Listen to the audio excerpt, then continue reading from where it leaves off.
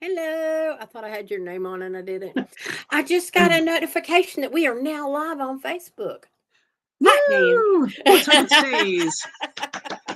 Welcome to Eyes of Indigo. Woohoo! I am Margot, and beside me is Iris. Hello. Welcome to our regulars. We love you. Glad you're here. And if you're new to the show, we're going to do a little bit of housekeeping first to let people sign on.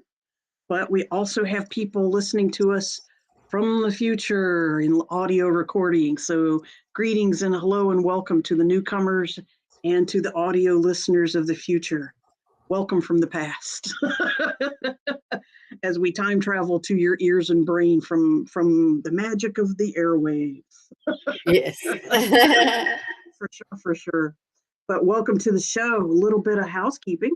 Again, we are Eyes of Indigo, and our motto is discussing weird things in a rational way, or at least our rationality of them.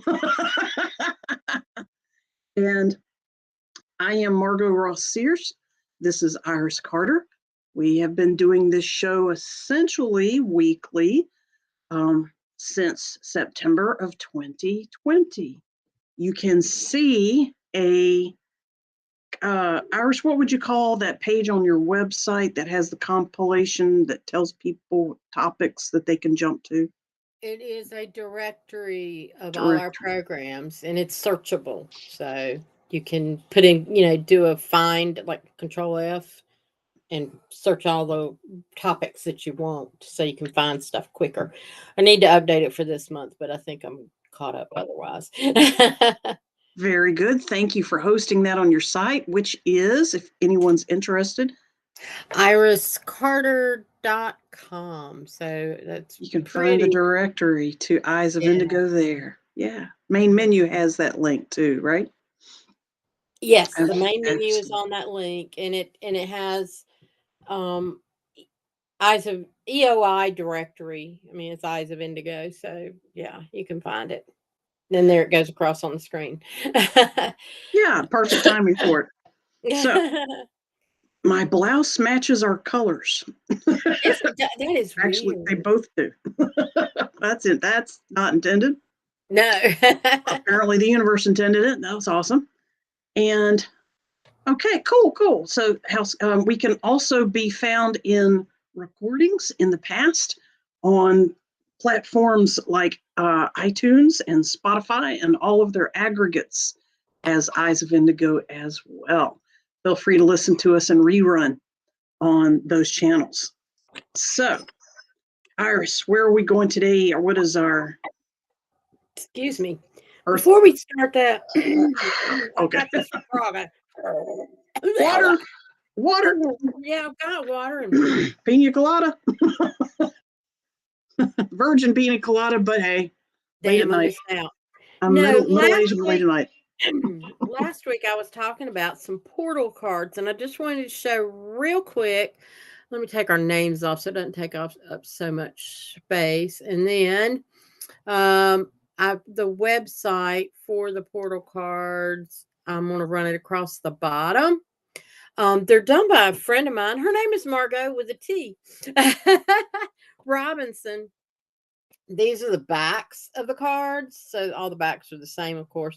But then these are the front. And what you do, aren't they Wow. gorgeous? Look at those mandalas. She has always had a high talent. Look at that shine. And this is art that That's she gorgeous. created and was inspired in it was like she got the inspiration to make these portal cards. And the idea is you spread them out and you pick one like you would an oracle card or any of those type of cards, and you concentrate on it, and it's got directions with it, but basically what you're doing is you have a goal of kind of going through a portal and finding information that you need to know or learn about or whatever. Wow. And it works. I mean, I've worked Yeah, with it them and it's works. It's like, working right now. It's working yeah. right now. I I was mean, gonna it's say, just, I can mean, I remind you, my birthday is Sunday. Oh, Guess what?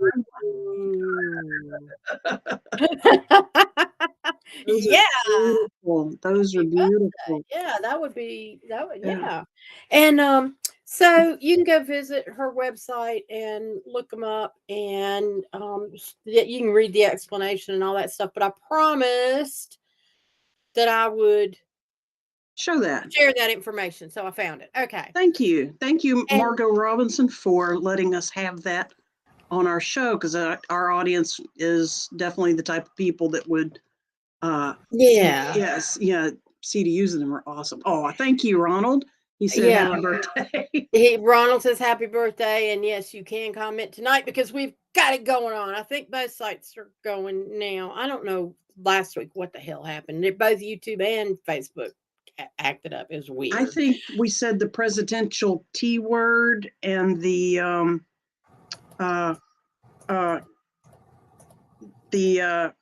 Hats del Negro and Hats del Blanco words Ah, and jabby words. I'm not even sure the short version of that. oh yeah. Medicine, controversial medicine techniques that are popular right now. Yeah. Yeah. I think Little because children, yeah. we have. Hi, precious, my precious little jabby thing. You're my Like, human pincushion. so I have a feeling because we freely comment on that, we're probably under surveillance. Yeah, well, bring it on. No, I take that back. I don't mind being under surveillance. I just don't like being censored. Yeah, they can survey all they want. I have nothing to hide. So Yeah. But so your question in my tonight. opinion, censorship is a felony. In my opinion, censorship is a felony. Yes. Mhm. Yes. I am Very much. It's very much so. it sticks and stones, but words will never hurt me. I mean, That's a lie. your reaction to what somebody else says Is on you. yes. And it's like, one, I want to, and this is, I got to say this first before we go on. Sure. We, we have had a lot of, I mean, I'm going through YouTube and there's actually channels, I mean, not YouTube, Twitter, where there's actually threads devoted to finding these fights like somebody just goes ape shit and starts beating the crap, and it's usually Fist kids and fights. teenagers and things like that. Yeah. Yeah. And it's like, what the hell, and there a lot of them are racial disparities. It's like some little white kids just sitting there, and all of a sudden some black person's just bopping them up. And it's like, what the hell's going on? And people are, well, if that was a black kid and a white kid did that to him, they went. That creates division. Those kinds of And posts that's what, create division. yeah. And so every time I see those, I have to go, we don't know the source. We don't know the truth. We don't know if this is acting. And this is divisionary. It is a tactic to separate people. And there are still people out there trying to do. So I remind people, one, if you can get that triggered to just start wailing on somebody because whether or not they said something to you, there's just that's on you, not on there's them. no reason to hit anybody unless you were physically being attacked yourself. Unless you're defending. Yes. There is no need to just start wailing on somebody. And if you're letting words trigger you, make you so mad that you're willing to hurt somebody, you've got serious issues. You got bigger problems than what that person said. Exactly. And thirdly, I gotta remember those videos are just they're put out there to get on people purpose. Yeah. It does start these conversations. Yes. Yeah, if somebody's words can trigger you, you are being manipulated and you alone are allowing it. And they are playing you. Don't play. Don't. Yeah. Yeah. Take it somewhere else. Deep breaths, walk away, don't play. And do I get riled up? Obviously. But You think? But yeah, exactly. But it's like, well, sure, we all do, but that's part of Yes. being human. That's the Being human bit. triggered is part of being human. Yes. That's But a 3D, 4D experience. I'm not going to let it rule my life either. And put you in jail. Yeah. Or under it. Yeah. Yeah, right. Okay. Get off my Back to tonight's show. Tonight's show topic is handling guilt and shame. There's yes. the little words behind this poor little girl. We all make mistakes and we're often our own worst critics. Why? Let's take a deeper look. For sure. Yes. For So sure. that is our goal tonight. And if you're watching, let us know that you're there by typing in something. Ask questions as we go, and we might ask you a few questions, all that good stuff. So say hello, say namaste, say what the hell are you talking about? I don't agree. You trigger me. Absolutely. Answer a question, give us a question, comment, any of that. Just say hi. Yeah. Let us know you're out there. It's the only way we know that you are. And there is, several seconds, a 1 minute delay between when you type and when we see it. But it'll get there. It'll get there. Eventually. So tonight's peek behind the curtain is tied into tonight's topic as well. And normally Iris brings us the peek behind the curtain, but tonight we're doing it a little different. And I am the peek behind the curtain is what we figured out. Tonight's topic is guilt and shame. And thinking through, marinating over the content of what we're going to talk about. And Iris has her own sheets and pages. It occurred to me it would be relatable to actually name something that I am processing as guilt and shame, to sort of give us a foundation of example to start with. And I came across this very profound guilt and shame that I discovered in a conversation last night on the phone with a close friend. And in a nutshell, she and I were getting very profound, and we were really digging into channeling, mediumship, intuitive work. We were really going further and further and deeper out there about her personal stuff and my personal stuff. And we got into about death and dying. And neither one of us are particularly concerned or triggered by dying or watching other people die. Except in my case, dying doesn't bother. Seeing people die, seeing videos of real people dying, that in itself doesn't bother me. But if I detect that the person dying is in fear or terror as they die, that breaks my heart and I react to it, and I don't want to see it, or I have a problem seeing it, and it triggers me. I talk about death and dying all the time. People talk to me about death and dying and people who have died all the time. It's worth it to clear this up. So I'm doing some work on that. But the first thing we did was, as my friend said, go look at that. Why does that bother you? And so I went further out. And if you got some of y'all that know me already, I can channel and dig in and past lives and between lives for other people. I can also do it for myself. And in this case, it was very useful to do it. So I went looking, why do I have an issue with other people making the choice to have a dramatic, traumatic death? I interpret that as fear and terror, but it's easier to say traumatic, an openly traumatic death. Why does that bother me? And it took a while. Normally I can see that stuff within milliseconds or 2 or 3 seconds at the most. It took me a good 10, 20 seconds to see why. And I was like, wow. I had to really dig between walls and slow downs and curtains and push stuff aside and push stuff down. I was like, I have seriously buried this shit.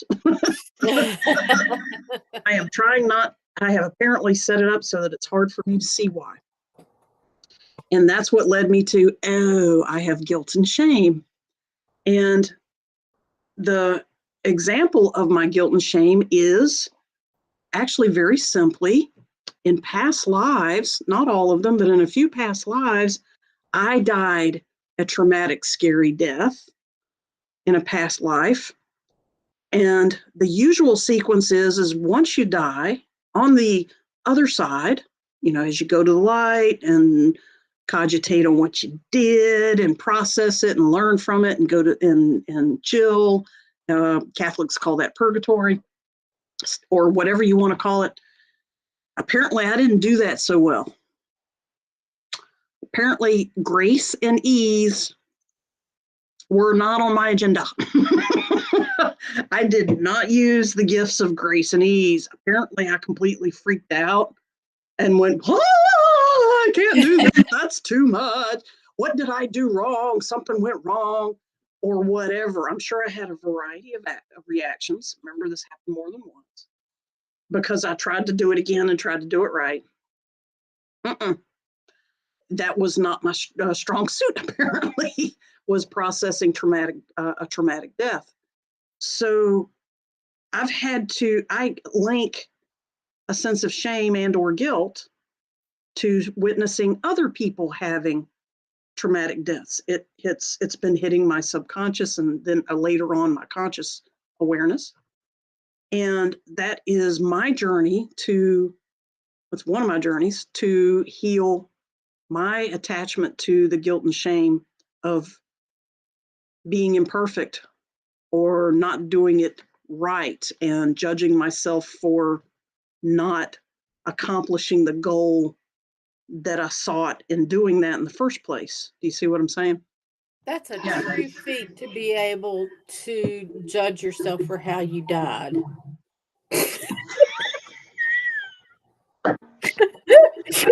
I was dumb enough to take a sip right when you said that. It almost went out my nose.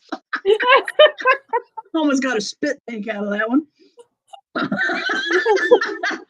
Yes, that is bending over backwards to kiss my own ass the hard way. For sure, Iris. That was damn good. Spiritual pretzel there. Spiritual yoga. So how we're tying this into Peek Behind the Veil. We can laugh at ourselves. Oh God, yeah. We're the best things to laugh at is ourselves, and that's true for every human. But and if you guys have questions about what I'm talking about, feel free to put it in the chat or the comments.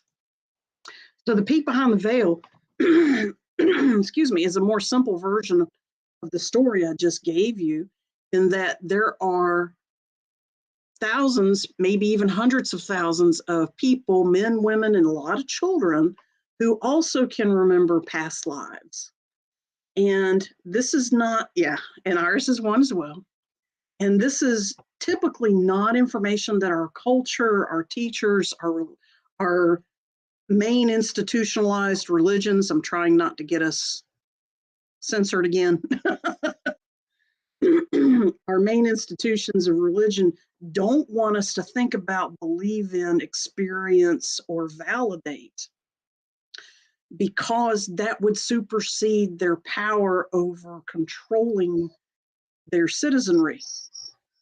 They want us to essentially think you do this once, you do it right or wrong by their yardstick, and then you die and check out, and you either get rewarded or you get punished. And that's all they want you to think. And they harp on the punishment part. They harp and harp and harp on it. Matter of fact, that plays into the whole guilt and shame thing.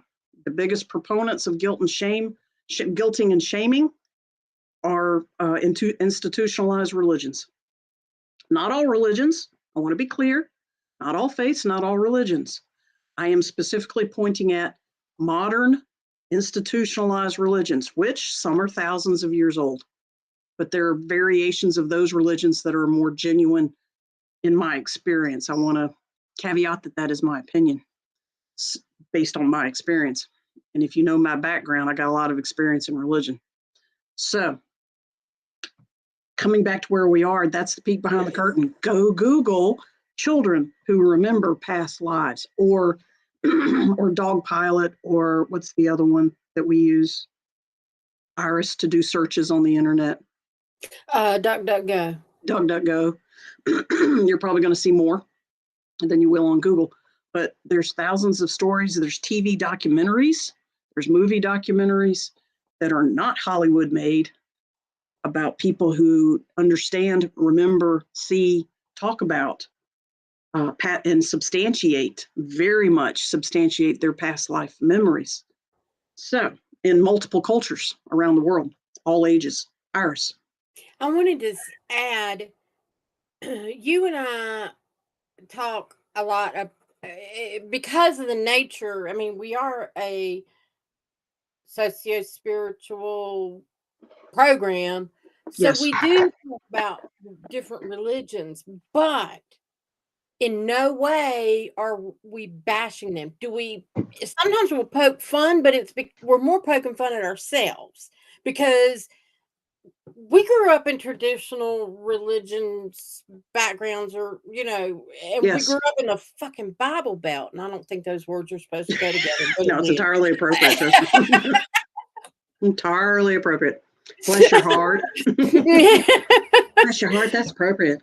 Yeah, but what it doesn't, and like I can just maybe it's guilt and shame hitting me, but I can just hear people going, "Well, Yes. they're not Christian," Well, guess what? Do I believe in Jesus? Do I believe the things that he Taught? Yes. And I grew up Christian. But I have a different perspective, a bigger perspective. I would call it more holistic. Yeah, than just limiting to Christians. And I'll tell you too, I had a woman, I worked with one woman who was Jewish, and she like worked in one cubicle. On the other side of my cubicle, this girl who was just a deep Bible Belt Bible thumper, had Precious Moments statues and kept her Bible on her desk and all that stuff, and read during lunchtime. And one day I was working, and the woman behind me who was Jewish was on break, and this girl came around. She was on her lunch, but she came around and she sat on top of my desk. We do that. We go visit with each other and sit on top of the desk and talk, And she said, "Iris, I was just reading, and I just want to know." And this was before I'd become as spiritual as I am now. Um, and she said, "I just want to know, have you accepted Jesus Christ as your Lord and Savior?" And I was None of your business. Like watching for lightning bolts, and I'm like, "Well, yeah, Melanie," because at the time I felt I had. And she said, "When?" I said, "Well, it's not like I wrote it down in a date book or on my calendar or anything. It's been a process for me." "Well, I just worry, because I love you and I want to know that you're going to get into heaven. I mean, look at Paula over there. And I was like, whoa." And she looked at me and I said, "Don't you dare say a word about that woman, because she has been nothing but a friend to me, and she is more Christian in her behaviors than most Christians I know. And if she's going to hell, I'm going where she's going. I will not go into a heaven that will refuse that woman." And Melanie just started kind of, "Oh, okay." That's called setting boundaries. Yeah. That's called setting boundaries with truth and honesty. Yeah. And it was like, and I'm like, "No, that was just so, you wake up, girl. That's not the way shit works," And so that, and I say that because when we talk about religion, I have done research and I look at who wrote the books that we read. Oh, that's God's book. I'm sorry. God did not fucking write that book himself. He did not take pen in hand and write that book himself. And it is Thousands of written in people have history. retranslated it over to It's been 2000 translated, years. it was edited, it Edited. was decided which books would go in It based was from censored. men. It was censored. Yes. So, and that's why it contradicts itself and all that stuff. Do I believe the messages that are in there that promote love and caring about? Yes, wholeheartedly.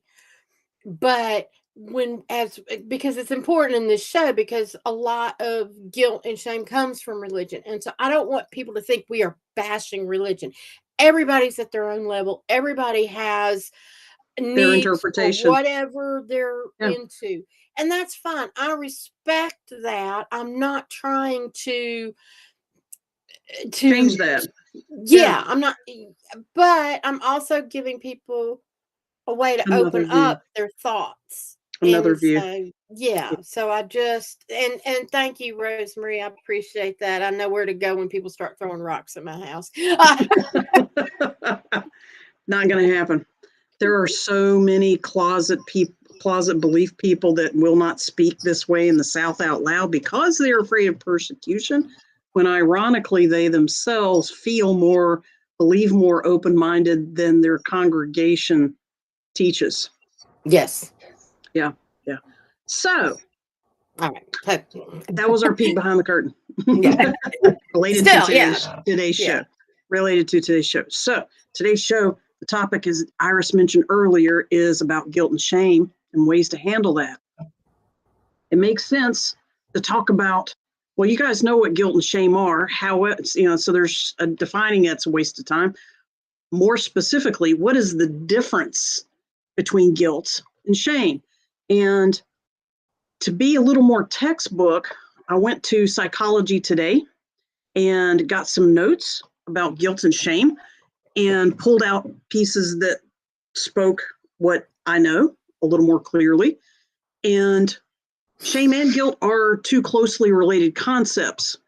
I am going to paraphrase. And guilt is typically linked to some specific perceived harm or negativity that occurred outside of yourself, like social.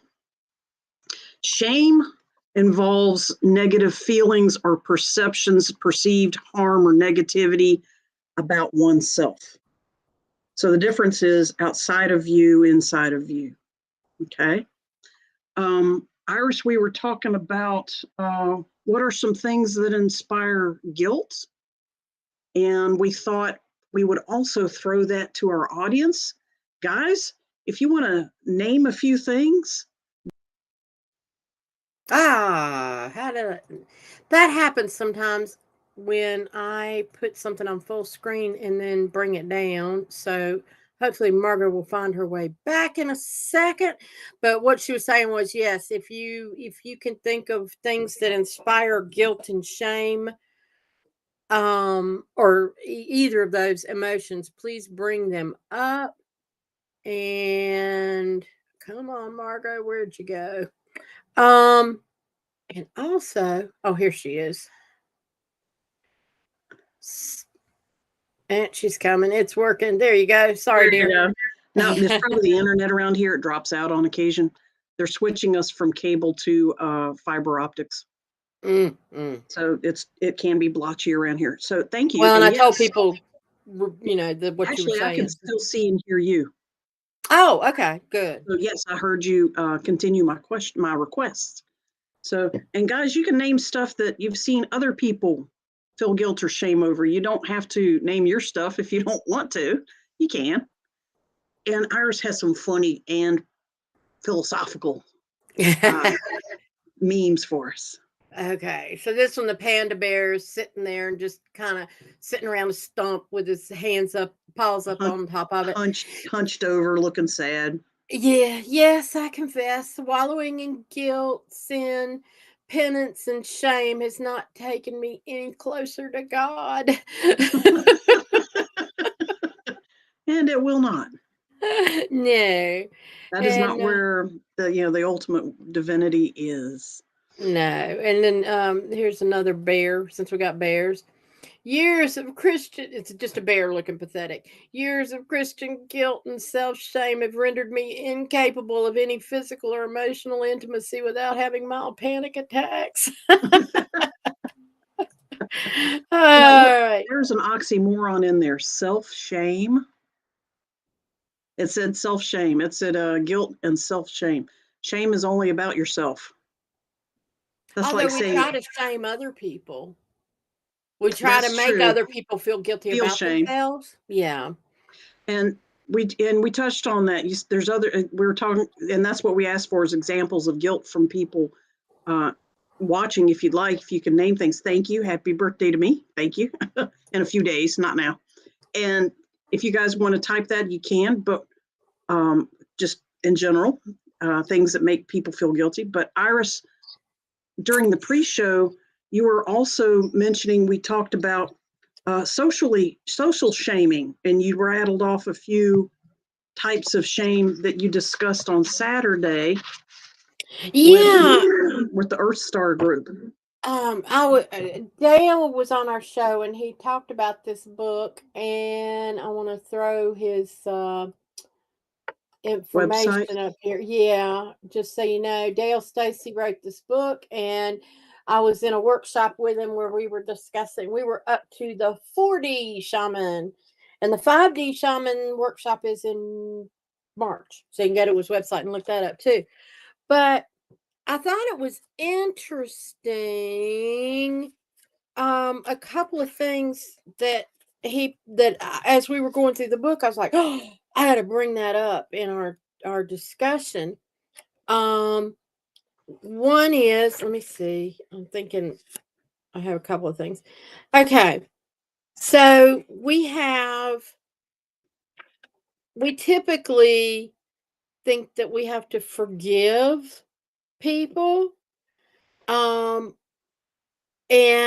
we forgive ourselves, he writes, for the way we acted, reacted, or responded. We thank, because we love, the other person for acting in the way that gave us an opportunity to grow and learn. He went on to explain, and it was like, huh? And he says, we don't forgive other people because we invited them into our lives to present us with the opportunity to recognize something. Either they're mirroring for us or giving us a situation that we asked for. Mm-hmm. And so forgiving them Is irrelevant. is irrelevant. We love them because of what they did for us. And we just forgive ourselves because we acted stupid as a reaction or whatever. Not, he didn't say that, I did. That's my paraphrasing. And I thought it was really interesting. Unconditional love is not a thing. It's a misnomer. I'm trying to, let me get that. Okay. Hit unconditional love is love. Without That's a all qualifier. that's No all, qualifiers. no Yeah. qualifiers, because it's either control or it's love. If you say there's unconditional love, then you're having to say there is conditional love. And there's no conditional love. There's no such Conditional thing. love is control. If you have conditions on your love, all you're trying to do is control the other person. Whether Yeah. you realize it or not. I love you, but no. I wish you would. I wish that if only I could, you could, we could. Those are all conditions. Yeah. We taught for God to love us, we must follow and obey certain rules, sacraments, or the punishment is hellfire forever. We are taught God's love has conditions. It is the institutions that promote conditions and violate love by applying non loving actions and rules. Excommunication, marriage, divorce, or any other sin which is supposedly forgiven. But The forgiveness doesn't creator of all that exist. is, God is love. There's no judgment, there's no condition, there's no, you better do this or you can't come into my house. No. All right. So, like the concept of time, the concept of forgiveness, the concept of conditional or unconditional love, all those things are also man made constructs. Yes. Thank you. Excellent insights. Thank Yeah. you. Thank you, Abbott Stacy, David Stacy, Yes. and his number one genie. Absolutely. Yes, they are tremendous. I love going to their I just stuff. thought of a really cool Halloween costume for the two of them, but I'll talk about it next year. Okay. I'll talk about it in October. So, all right. So, circling back around, we're talking about what is guilt and what is shame. Some things that we talked about: some shame, societal shame, religious shame. We shame about not meeting expectations, your own or someone else's or society's. Iris? What are some things that cause guilt, that trigger guilt in general? Shoulda, coulda, woulda. Mm, excellent summary. I shoulda, I coulda, we woulda, and then I would have, but I didn't. But. You can have And all kinds. if, ands, and buts. If your aunt had balls, she'd be your uncle. Bob's your uncle. Damn it, they told us that. All right. Guilt comes from what, coulda, woulda, shoulda. Guilt comes from Regrets. regrets. I was going to say there's another word in here we're missing, and regret was it. Thank you. And they can be anything from not being somewhere to not saying something to saying something that you thought was inappropriate later on. Making mistakes, just simple mistakes that we punish yeah. ourselves for. Holy shit. Yeah, big mistakes or small. They're all normal, but we are trained to feel guilty about doing something normal, which is be imperfect. Okay. So And I thank think you. this is a good place too to interject when a lot of times, okay, first of all, regrets, resentments, and rejections. If you are mourning over those, all it's doing is keeping you from moving forward. You can't move Because it's in forward the when you're living past. in the past. Okay. But also a lot of times when I am feeling guilty about something or I feel bad, maybe, the shoulda, coulda, wouldas start coming up, I immediately ask myself, and this is one of the ways that you can deal or recognize it is whose voice is that? Whose voice is that? And Your grandma, your mother, your ex-boyfriend, your first girlfriend, your dad, your granddad, your your big brother. somebody taught you.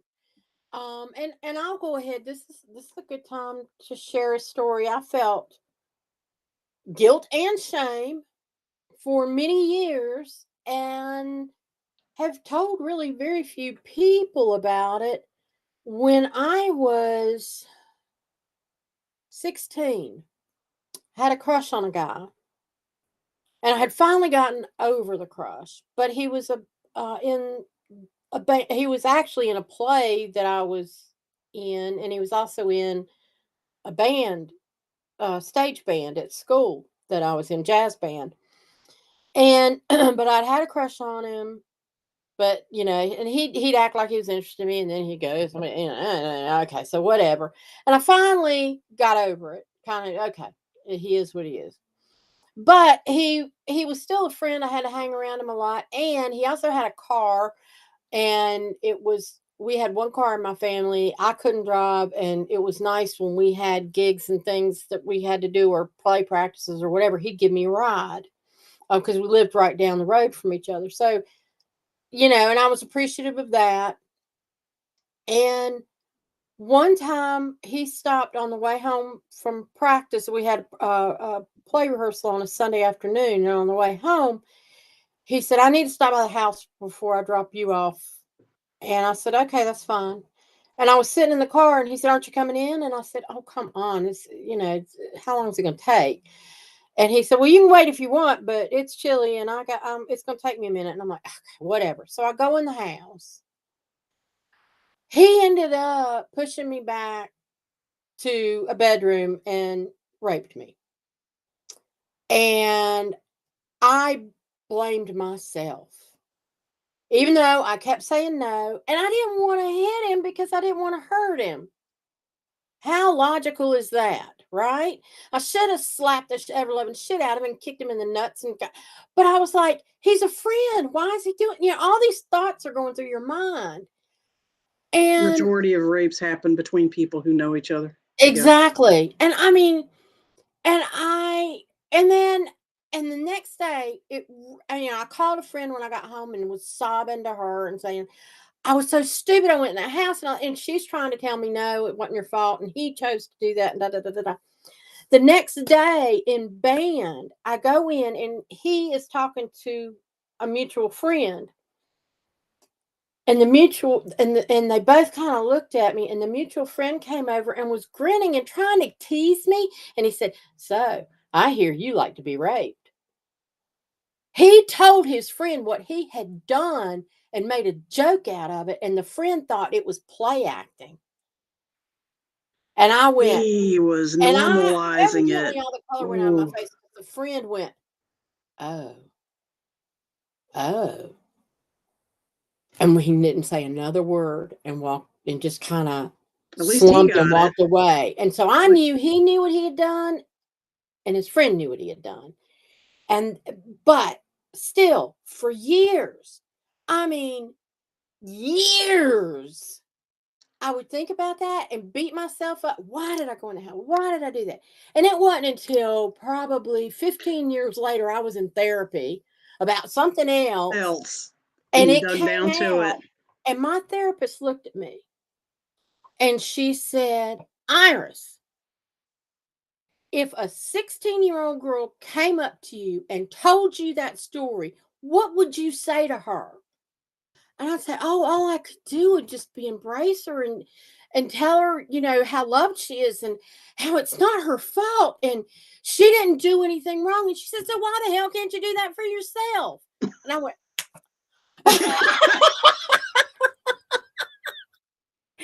and ever since then, when I start feeling guilty about something, whose voice is that?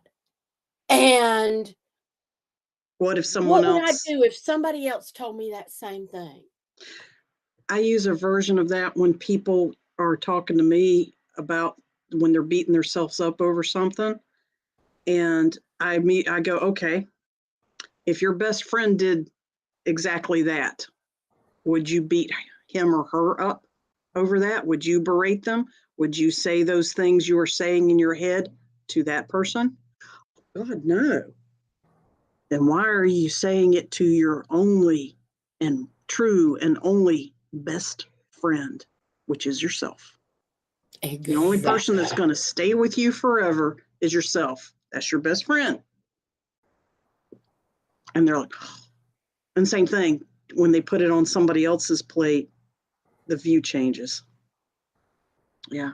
So thank you for sharing that with us. Trying to throw a bunch of stuff in there at once, but yeah. That guy was taking advantage of your naive state for a power play for his own gratification is probably what he was trying to get at, unfortunately. And you turned it into a beautiful healing journey that just happened to last across time a long time. And it allows you to help. It allowed you to help other people. And at some point, I asked him to come into my life to teach me, give me that opportunity to learn. to learn. About myself. Yeah. Hell of a lesson. And it's like, and when I recognize those lessons, I'm like, no, that's enough. Don't need any more of those. Thank you very much. Gee, are you feeling some guilt about not being graceful about trauma in your life? Woo! I understand that feeling. I can learn in a nice, graceful, easy way. Don't. Grace and ease, guys. It's a priority. Keep asking for it. Whenever you ask for something, throw on grace and ease, right? Yeah. You heard it here. Maybe not first, but you heard it here. All right. So, talking about guilt and shame and some classical ways to deal with guilt and shame, especially when they become disabling and counterproductive to your happiness and or daily life. All right. Guilt and shame are almost always at any level counterproductive, by the way.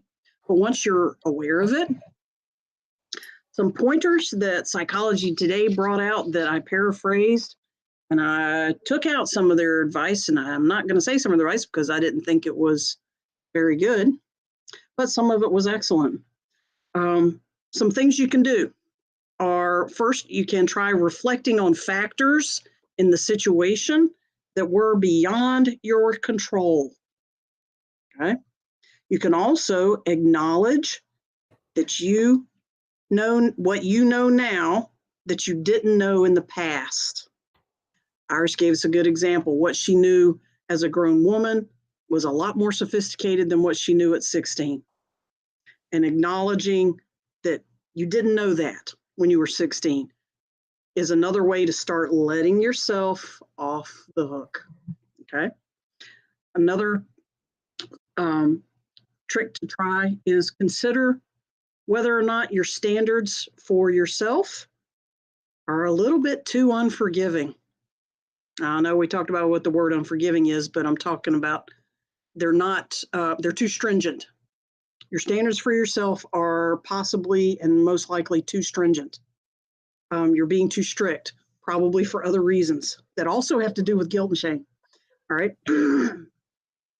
Coming back to here, behavioral ideals that you set for yourself may be too high, or society or your family of origin may have encouraged you to adopt standards for yourself that are unreasonably high, or those standards may have even been forced on you or coerced on you over time, again, by society or family. Society being, friends, school, culture, religion, job, politics, governance, all that. That's what I mean by society. And what do we mean by behavioral ideals that are too strict? Essentially, overly rigorous standards that you now judge yourself by. Overly rigorous. Notice what is overly rigorous in those behavioral standards that you're subscribing to.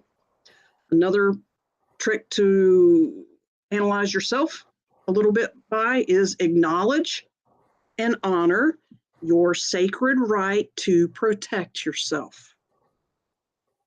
This is called boundaries, setting boundaries. Most people skip the next step, which is equally important, enforcing those boundaries. Okay? I knew it was coming. Yep. Yeah, you did. Yeah, you did. But acknowledge and honor your sacred right, your human sacred right, your benevolent sacred right. It's even beyond being human, but your sacred right to protect yourself day to day. And even in trauma situations, it's called setting and enforcing boundaries. Do not back off your boundaries. Or excuse me, better way of saying it, avoid backing off your boundaries. Next point they brought up that I thought was good, recognize the legitimacy of standing up for your rights. It is entirely legitimate for you to advocate for yourself and stand up for your rights. You have human rights. They have written laws that are ancient and modern in hundreds of countries around the world that human existence comes with basic human rights.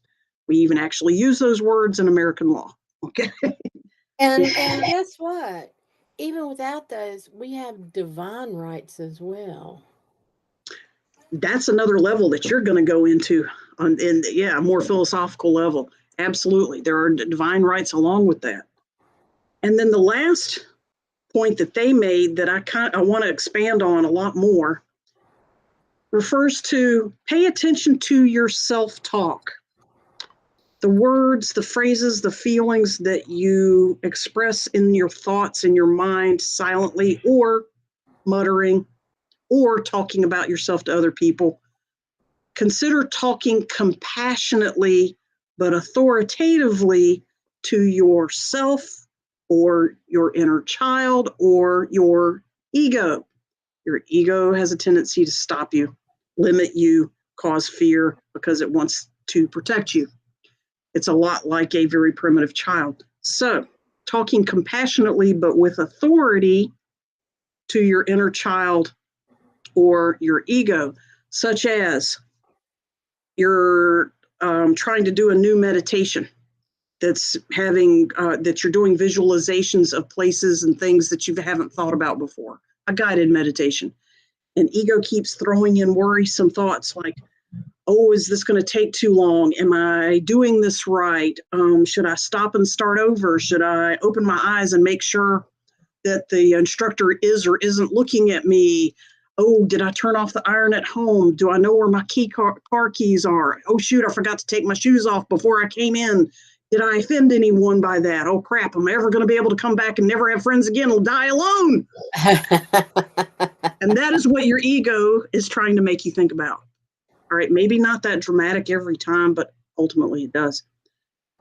An example of dealing with that is you literally talk to your your ego, like an intelligent child, not a stupid one, not a mean one. Your ego is trying to help you. Your inner child is trying to help you. It's just clumsy at it, very clumsy. And you tell it, we are safe. There is nothing wrong. You sit down and be quiet for the rest of this exercise. You don't say, you can sit down and be quiet. I want you to sit down and be quiet. No, authoritatively. You tell it, we are safe. There is nothing to be scared of. You don't even have to use those negative words. We are safe. This is a good place. You will be quiet and sit aside until I tell you. Just like you're trying to reassure a child with a little bit of authority and compassion. Talk to your ego the same way. Now, while you're talking about that, I just want to mention Rosemarie talked about, she made a comment that she's got a lot of shame and guilt because she had mental, physical, and sexual abuse from her father. And my story kind of brought that up and for her. sure, And sure. I, you're talking, I've done a lot of self talk with my inner child. There was a time where I recognized didn't have, I had a lot of responsibility as a young, well, As a throughout my youngster, whole life. I had a lot of responsibility. I didn't have a typical childhood. And there were things that were typical about it, but there was also a lot of of things atypical, yeah. that were atypical. And at one point, I recognized, you have the inner child and and you have this adult that's you're trying to do the adult thing on the outside, but your inner child's screaming and you're like, kind of, and so Conflict, yeah. and so I started having what I now recognize was like meditations where I would just sit and actually in my mind I pictured the child and I pictured my adult self and I would have these conversations and I would say, "What do you need to tell me? What do you know how like when a child throws a tantrum and it's not about the fact they didn't get a cookie, it's about something else." And so and I would be like, "What?" And sometimes it might be my inner child yelling at me because you didn't protect me. You didn't stop this. You didn't set boundaries. You didn't. And I'm scared it's going to happen again. And that's really, and having this conversation back and forth of, and crying. Oh my God, she'd cry. So of course I'd cry. And, and letting it out and going, I know that hurt you. And I know that was difficult for you to go through. And and recognizing and doing that, talking like you would a child. You're honoring the child or honoring your inner child. Either way, the human child or your ego child, you're honoring them by saying, I recognize how you feel. Yes, just like you would another human being. And then turn to that discussion to say, I will. What am I? So, as an adult, what can I do to change this? And I would think of that and tell that inner child, I'm going to change this behavior because this is not helping you anymore, or we're going to let that go. I gave you a hug. You're going to be fine. I'm an adult now and I need to let go of that. Sometimes I would just say, I need to let go of that now. It happened. I recognize it. But I've moved on. And sometimes she'd go, huh, yeah, okay. You I've gave been it hurt. I'm permission. fine. Yes. Gave, And it was, literally, it's like sometimes you feel giving like it permission. That's authority. It's kind of like being Sybil or something. But yeah. My inner Sybil. Iris, I want to take a second. Rosemarie, you have a tool on your belt to help you even now with your situation. And actually, Iris is in the process of gaining the same tool. Separate conversation. Rosemarie, you can use long distance Reiki, and you can send healing intentions to the past, to yourself, to your dad, to all the times that you felt guilty or shame about it, and now, and anytime you might want to process it in the future. You can do that all in one shot with your long distance Reiki abilities. She says she's tried that, but sometimes it just triggers it. There's something. Sometimes it's a process. It's not necessarily an instantaneous thing. Yeah. You got to let it happen, honey. But sometimes it takes more than that. Give yourself permission to heal. And that seems kind of dumb. Like you think, well, I've dealt with it and everything's fine and all that. But sometimes giving yourself permission to heal and recognize that it is something that needs healing is part of the process. You're giving me an idea. What's something you're touching on very much so. Lots of times people feel guilt over loss, like something left them, like a boyfriend or a girlfriend or a spouse or something, or someone died, a dog, a child, a loved one, a friend. And something very important. And by the way, Rosemarie, you are looking at a loss. You're looking at a loss of innocence and a loss of a special part of a father-daughter relationship that you and your dad didn't have, and or bypassed or something. And an important process for letting go of guilt and shame associated to loss is not going through the 5 steps of grieving. All right. Anger, sadness, guilt, bargaining, letting go, acceptance. You can do those 5 steps in any order. You can jump back and forth and repeat them. You can spend a few seconds in one and several months in the other, and then go back and do something else. But eventually you stay on the acceptance step longer and longer and longer until it's a part of your life. So consider the fact that try letting yourself go in through the grieving process. And what triggered that memory is Iris talked about crying. That's a part of grieving. That's the sadness step. And it can be a part of the anger step too. Mm-hmm. And the bargaining step as well. So consider that when you experience a loss, a part of letting go of that loss, healing that loss, is let yourself grieve. No matter how minor or how old or who or what the loss is, does not matter. None of that matters. It's the fact you experienced a loss. Something changed that temporarily felt less afterwards. Okay. Thank you. That was a nice sidebar. So real quick, where are we in time? Oh, we're in 10:30. Yeah. Iris, do you want to? I was going to do some step-by-step some practical instructions by Dr. Sherry Rosenthal. However, we have run really close to the end of our time, and your presentation on this was beautiful and phenomenal. I would rather shift to that and revisit Sherry Rosenthal information another time. Okay. I mean, yeah. I mean, it was like and that's just kind of where the comments took us. So we kind of said it was.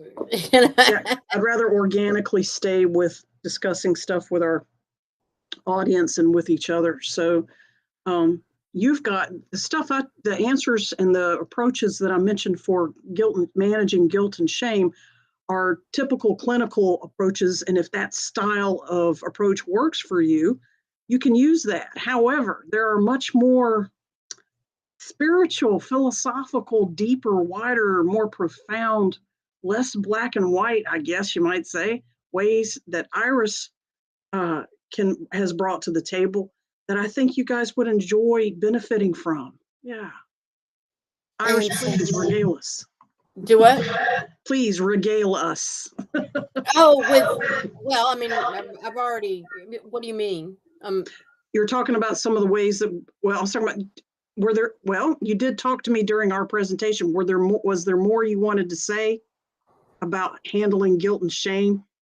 Well, I think one of the things is, I think we've already talked about, recognizing where that comes from and where the triggers are, who said it, where did you learn that the guilt and shame, and then, 'cause sometimes the logical approach, why do I think I should be guilty for this? And it's one thing to make a mistake and you apologize to somebody. I apologize that I approached this wrong, or I did this, or I did that, and forgive yourself for what you did. But you're not asking for somebody else's forgiveness.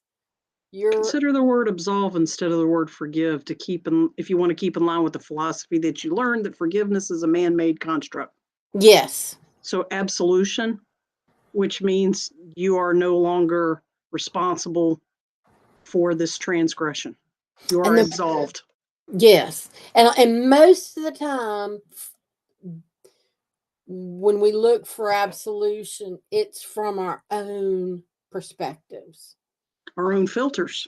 And so that's a huge one. But I think, we've kind of put in a lot of different things in there, and it's one of those topics that you can come up with example after example, and things come up. Yeah. And so I think we've hit a lot of what we were talking about, but a lot of it's just, and giving yourself permission to recognize these things in yourself. You don't have to hide things from people, and you don't have to hide things from yourself. Have it. We all have it. People are people.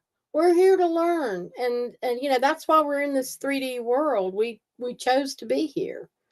We don't expect other people to be perfect. It stands to reason to stop expecting perfection from ourselves, even just inside of our private thoughts. That's you're being that's being too stringent. That's being too strict on yourself and unrealistic in a lot of cases. Yeah. So that's the big. You have choices to not do that. Yeah. Be your own. You do have choices. Be your own best friend. Pay attention to your self-talk and use positive versions instead of saying, "Oh, that was stupid. Why the hell did I do that?" Go, I must have not have been entirely engaged during that process, or my brain must have not been totally paying attention when I did that. I'm going to make a different choice instead and go back to Recognize the understanding. lessons. Yeah. Why did this happen? Why did I not notice that until now? Why did I not realize that until now? That's another thing that'll cause guilt, realizing stuff later that you didn't know in the past. And give yourself absolution. You are not responsible for the negativity attached to that situation and or thought. Something else that one You are last thing responsible that for making it more positive, by the way. Go ahead. right. One thing that has helped me with a lot of my guilt too is recognizing in the moment when I did something that I felt guilt for or shame for, when I look back in that moment, I was doing the very best that I could with what I had at my disposal. Yeah, Sherry Rosenthal talks about that. Her information is based on the 4 agreements, and one of them is do your best. Even if in that moment your best is unremarkable. Yeah, that's There's Sherry. a picture of Sherry Rosenthal, and all of her pictures, she is a bubbly, happy person. She's really cute and high energy and very likable. And she writes in a very likable style as well. If you want to check her out, you can. Iris, have we ever done a show about self-talk? I don't think so. Let's put that on the agenda so that people in the future can jump right to it when they hear this one. And they're like, okay, so where did the rest of this show happen? It'll be the one entitled Self-Talk. Okay. Yes. Something. Yeah. All and right. we're going to talk about, we're going to give you some how-tos to make that a lot easier, calmer, sweeter, higher, and more loving. You guys are worthy. Namaste. Yes. Thank you. Next week, we're going to talk about the power of compassion. So going from handling the guilt and shame to the power that is behind compassion. So we hope you'll join us for that show. We'll be back same bat time, same bat channel. And we look forward to seeing everybody then. And thank you for being with us. Namaste. Namaste. Namaste. Thank you for joining the Eyes of Indigo with Iris Carter and Margot Ross Sears. Music is Arcadia by Kevin MacLeod of Incomptech.com, licensed under Creative Commons. Visit our Facebook page for broadcast details at www.facebook.com/Eyes of Indigo. Show is copyrighted 2022 by Iris Carter and Margot Ross Sears. All rights reserved.